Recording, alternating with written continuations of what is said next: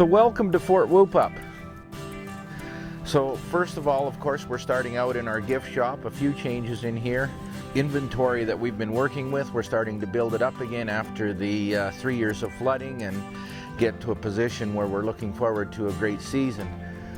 Recent additions, bringing in the old-fashioned Coke cooler. We've started our own product line of Whoop-Up Bug Juice, which is a cane sugar soft drink that we're working on marketing. Our ceremonial supplies and trade goods that we're still trading with the Blackfoot Confederacy, Pendleton blankets, different designs and styles, other company blankets, to maintain a large selection. Of course, staying with the research end of things, good selection of books, and large supplies of crafts and powwow supplies over here. And of course, in our store, we have our famous cigar store, Indian. Ends up being posed for more pictures than serious inquiries about buying, but certainly a hard to find compatriot that goes well with the two Mounties that we have when you're up front.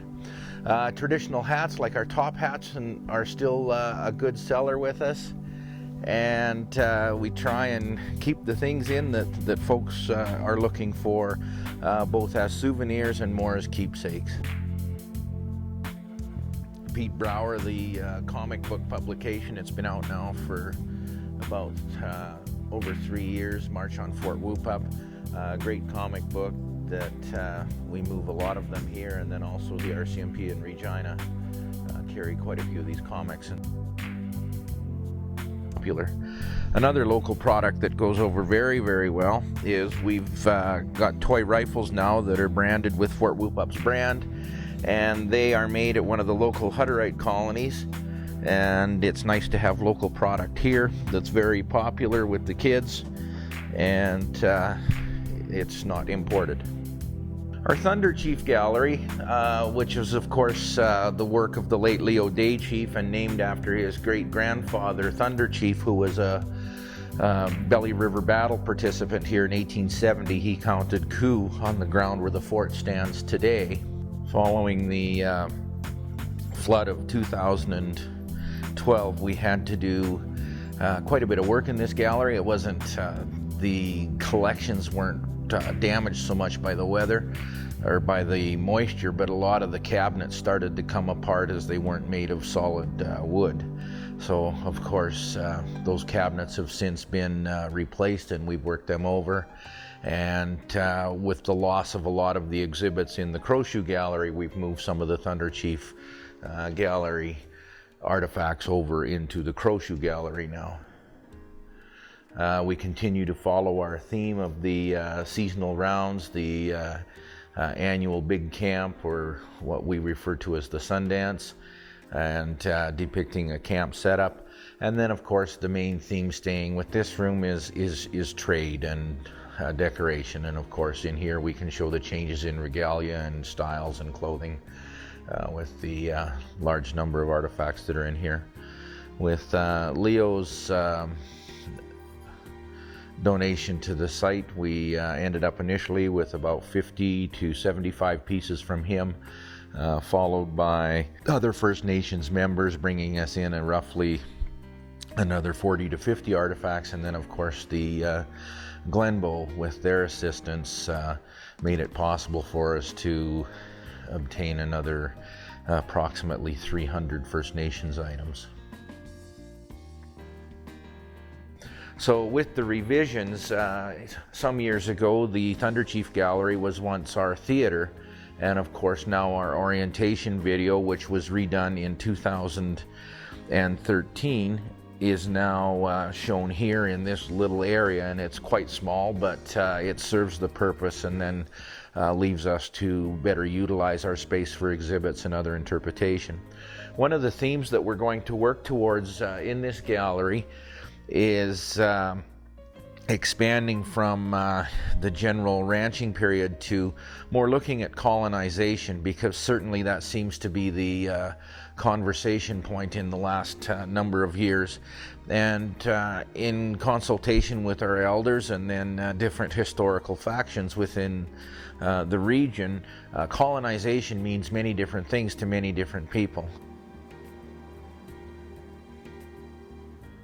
With the changes, we've consolidated a little bit of our ranching display. We've set up a series of saddles in here, but certainly the most unique saddle that we have in here is the basically what I would refer to as a mountain man or a rendezvous saddle, and that's a saddle that came to us by donation a number of years ago, and amazingly was found locally, but certainly we're told that that is certainly one of the oldest saddles in our collection, certainly predating the 1850s, if not even earlier than the 1840s.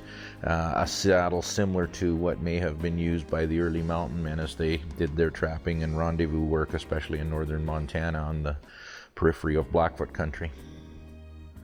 We'll have the bull train diorama that's here. This bull train was built by a fellow by the name of Ken Stevens from just outside of, well, from Stevensville, Montana, just outside of Missoula.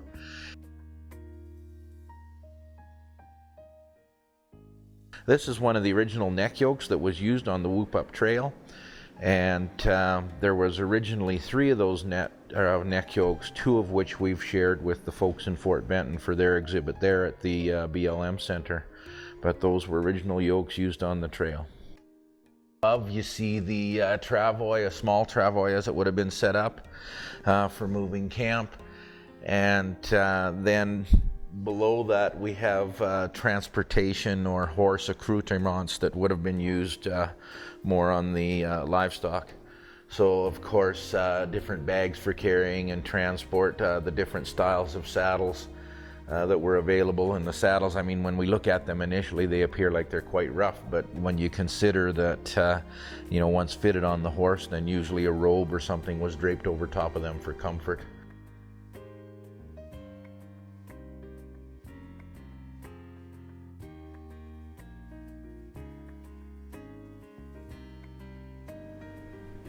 One of the more recent acquisitions that came to us is this jacket, and the story behind it is that it was originally made for Red Crow and was used for going to ceremonies and special events.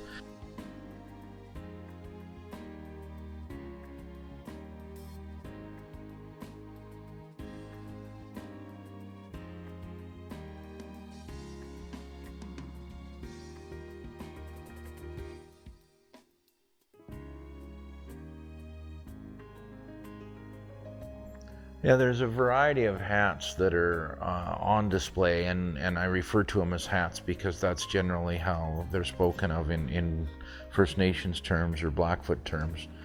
The hats that are here in our gallery have basically, you know, in the pre-reservation period, when you attended ceremonies or different functions, you would dress up no different than people dress up today to go to certain functions.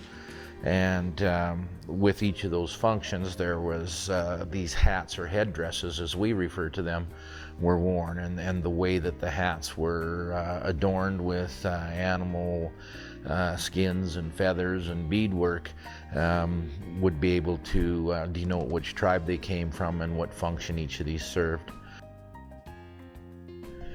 The Eagle Catcher exhibit, as you can see, remained untouched through the flood, but what we did have to do is go at it from the outside walls and remove the outside sheathing, and then be able to come at it from that way to dry it without changing it. The Eagle Catcher exhibit is still subject to a little bit of change with our learnings from our elders. The Eagle Catcher actually wore a special paint when in that position of trying to, of course, catch the eagle for the use of its feathers.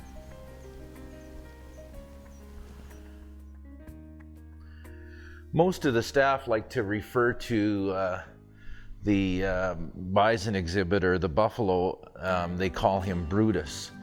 And Brutus has been here now since 1997.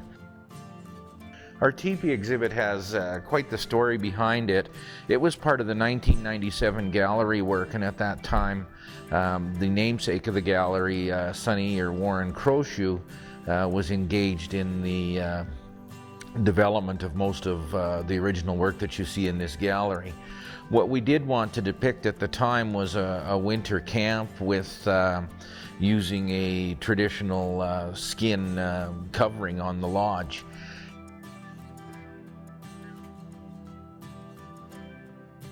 The large battle mural is a more recent addition to the collection, donated in the last few years by Amy Dodick.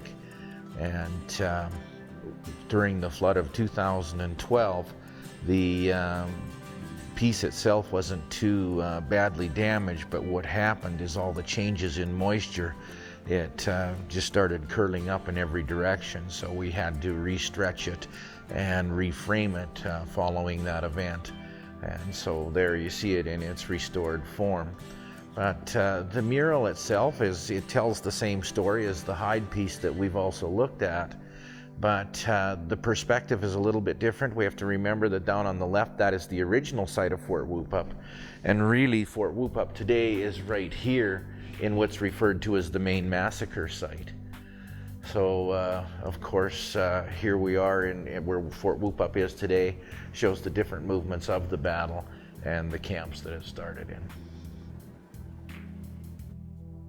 The Mounted Police Cabinet has undergone a few changes. Of addition in the recent years was the original locker from Superintendent Percy Neal, who was the second man to enlist with the Northwest Mounted Police. He served for a number of years with the police and then had his kit sent over in 1878. It was actually sent from England to Sun River, Montana, and then came up to southern Alberta by bull train. Also of interest in the cabinet is Charles Selby Haltane's saber tash and the accoutrements from his uniform.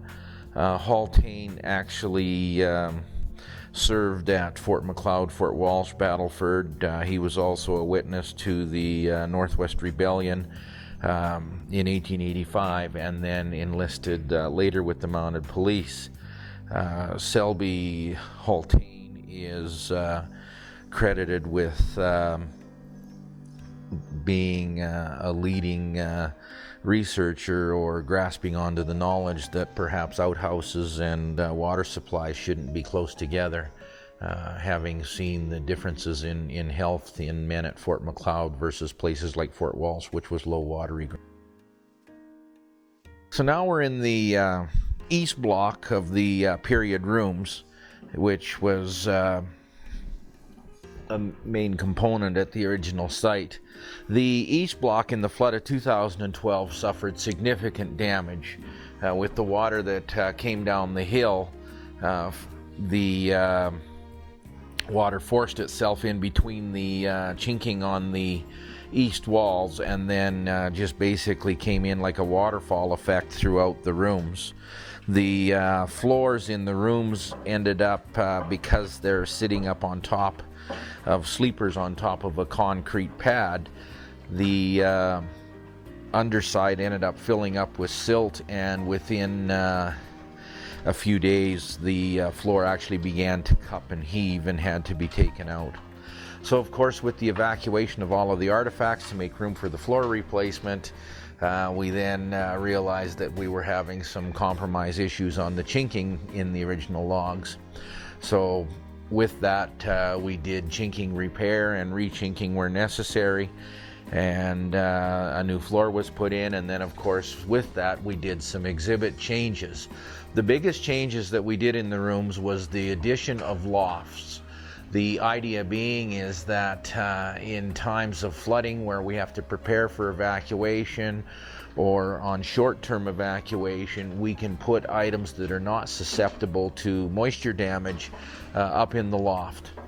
And the other reason for doing the lofts is during the original, some of the research that's been done on the site through the years, There are accounts that these were two-story structures. Well, when you look at the several other accounts as well, we know that they weren't two-story, but it's more than likely that they were definitely 1.5 story, and at the very least had lofts similar to what we see here. The addition or the changes in the actual decor of the rooms was augmented by additions of a few more items that came in from Parks Canada, so that we could show the true, the opulence or the higher state of living that was sometimes necessary for your manager or factor or bourgeois at the fort to show. A couple of the electronic changes that we made in these rooms while we were doing the lofts, what we realized is that we don't want people going up into the lofts and wandering around, obviously for safety reasons. So we ended up installing monitors so that people coming through the rooms can see everything that is up above. And then we do supervised tours 3 times daily in the summertime, which in essence will allow people to be assisted up the stairs to take a safe look. In the carpenter shop, of course, Gladstone's carpenter shop, we've been getting lots of donations of tools to add to that. We got quite a bit of stuff from Parks Canada, and then we ended up with an inundation of other private donations. But one of the big things that we did get from Parks Canada and that we've been trying to focus on is there were so many stores here at the fort, we need to reflect that. And with the Parks Canada additions, we got huge numbers of barrels from them. And a lot of the barrels were even, needed to be repaired. And we still accepted those very simply because, barrels were packing material and put away and used.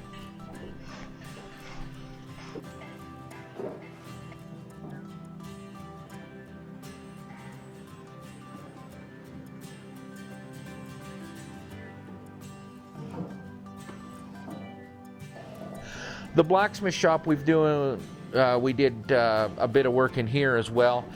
Just reconfigured the shape of it, and of course put in a central loft and then the far loft with a sleeping quarters to try and equate that there was sleeping capacity here for 20 men.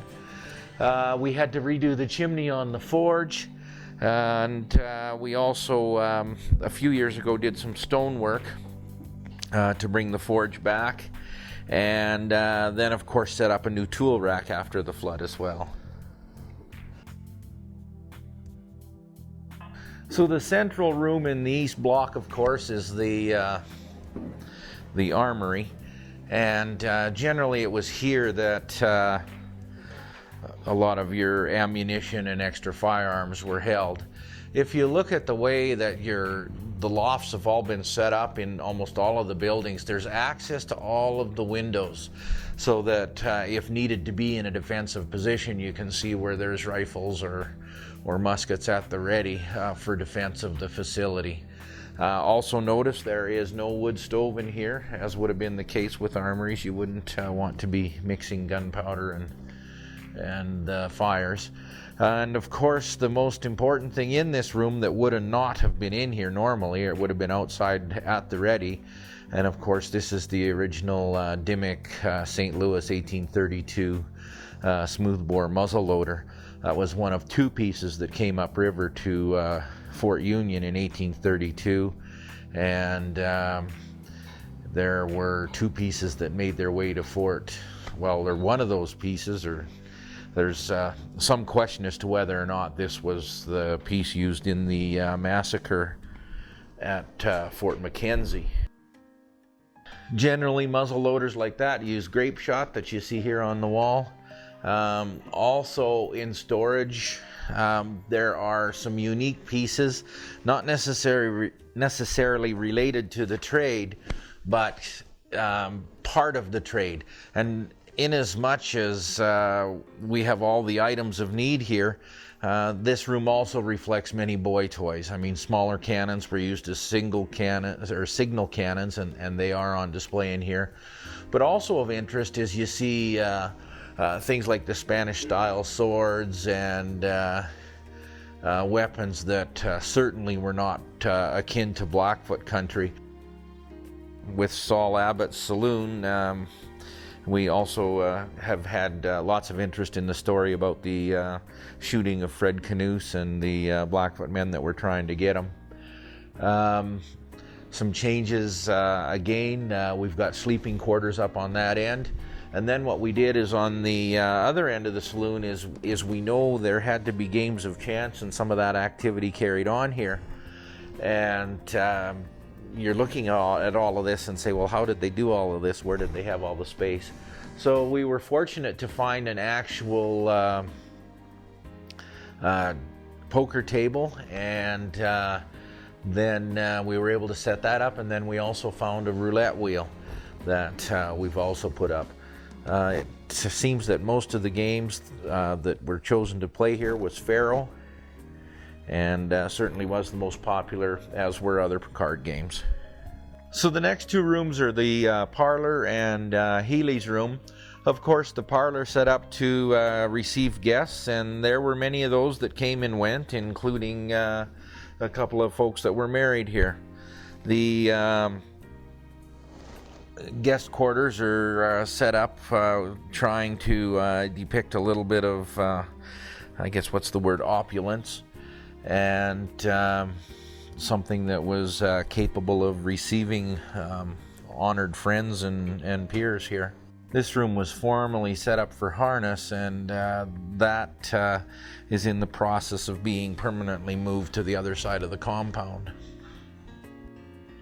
The furnishings in the parlor also came to us through Parks Canada, and of interest is there's a settee and two chairs that are actually perfect to this period that came out of Fort Garry, and that came from one of the factors' homes from 1869, but or 1869 to 1871.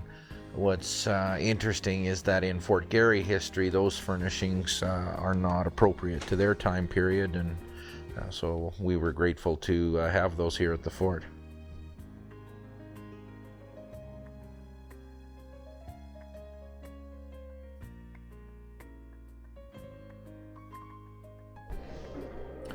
So here in the bunkhouse, we've set it up so to reflect the housing capacity for about 20 men, most sleeping in the loft, a few more down below, and I guess finding a spot wherever. This would have been where a lot of the leisure time was spent, and of course area where the men ate. The room also shows quite a bit of taxidermy in its infancy. I'm sure specimens were being collected just as they were from the very beginning by Bodmer, but certainly some mounts were being done at that time period. So we've had quite a few donations of those come in through the past few years, including a couple of the big bulls that were donated by Molson Breweries. So we've made a lot of changes to the trade room, not really affected by the flooding, but just we had a pause to work on and rejuvenate these rooms going back to shortly after the Fur Trade Symposium in 2009. So basically reflecting the value of the main trade room in an area that other forts would come to get supplies, certainly the warehousing of peltries and robes. And to that end, we've tried to beef it up to get a sense of that much inventory being here. So one of the things that we have been working on is just augmenting the actual trade warehouse. And we did find a fur press in Princeton, Illinois that we've brought in, and then we've made up some fur bales that you see sitting in front of it. The fur bales were we just made using plywood and then getting as many fur coats as we could, and then we just cut the fur into strips and then staple it onto the plywood bases and round it a bit to match up to the actual press. We've been getting quite a few more hides and stuff in. We still need to work on our buffalo robes, but that's an ongoing process that hopefully over the years we can get up to sufficient numbers. You know, of course, the baby carriage was something that has been photographed, and it is one of the ubiquitous Fort Whoop-Up photographs showing the bull's back fat family holding a baby carriage. So the Indian room, of course, was probably one of the most important rooms. We've done a lot of development on this room and a lot of research on it. In doing the Fort Whoop-Up research, we had to rely a lot on trading practices that we found common amongst many other sites. And it's interesting, is I'm sure if there was a business school of the day, there would be a lot of common points that would have been taught in that way. And it's relying on examples set by other sites that helps us determine the setup here. Certainly we do know the Healy being set up on a higher counter, which we've depicted there, trading partners on the lower counter, the robes being placed up on the counter, then down the first slide into the warehouse that you just looked at to be inspected and checked over. Some neat things we found in this room is always difficult to find the copper kettles that were so popular for both cooking and making into tools.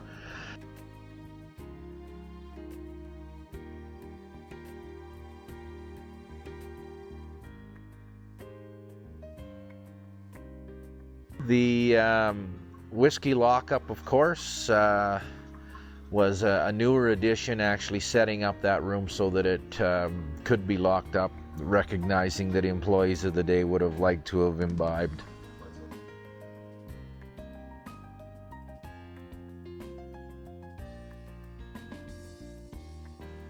The Shockley Gallery, prior to flooding, had been largely set up for firearms.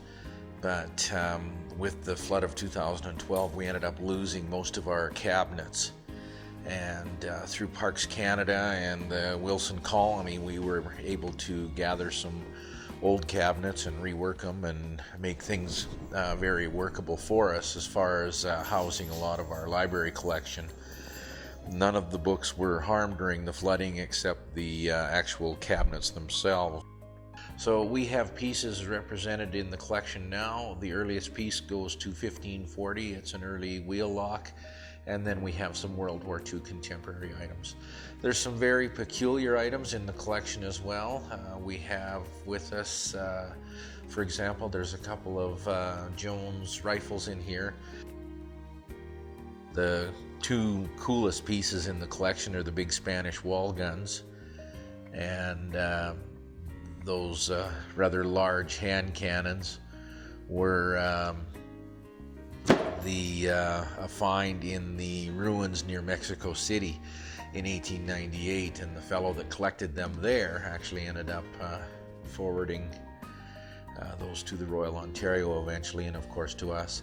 It's interesting that a large percentage of the firearms in this collection were collected by various museums in Ontario at a time when some of Fort Whoop-Up would have still been extant.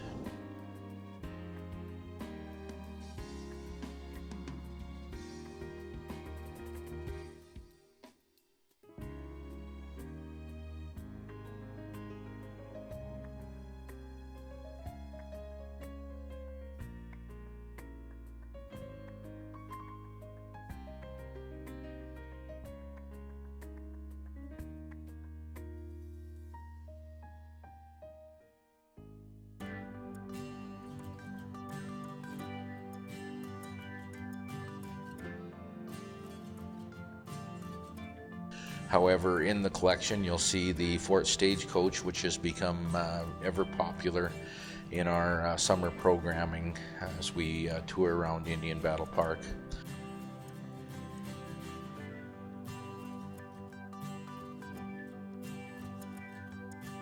You can see we're using this airage for our contemporary use as far as harness storage, feed storage, and general storage. Future plans call for the development of the 3 wickets that you see so that we can set up a bit of a trade wall to show the fur warehouse value with more storage and for the harness, and then perhaps a workshop area